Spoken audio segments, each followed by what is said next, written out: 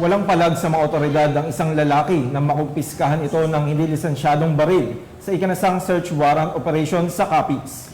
Muli namang ipinaalala ng pambansang pulisya na ipagbigay alam sa mga otoridad ang mga iligal na aktibidad ng mga kahina-hinalang individual upang agad itong maaksyonan. Yan ang report ni Patrolwoman Charmaine Balunsad. Arestado ang isang lalaki sa pag-iingat ng hindi lisensyadong baril ng mga tauhan ng Panitan Municipal Police Station sa Barangay Balatukan, Panitan, Capiz noong 3 ng Hunyo taong kasalukuyan. Ayon sa impormasyon, naging matagumpay ang operasyon sa tulong ng puwersa ng Capiz Maritime Group at Regional Intelligence Unit 6.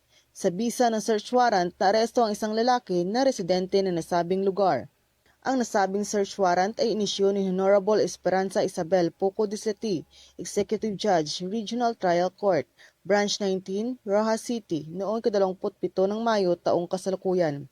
Na-recover sa isinagawang operasyon ang isang unit ng caliber .38 revolver na may 2 bala. Kasalukuyang nasa kustudiya ng Panitan Municipal Police Station ang arestado para sa tamang dokumentasyon na maharap sa kasong paglabag sa RA 10591 o Comprehensive Firearms and Ammunition Regulation Act.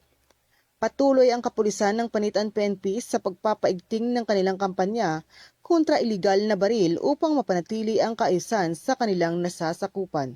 Mula dito sa Capiz Police Provincial Office, ako ang inyong Police News Network Correspondent, Patrolwoman Charmaine Balunsat, alagad ng batas, tagataguyod ng Balitang Pulis. Maraming salamat, Patrolwoman Balunsa.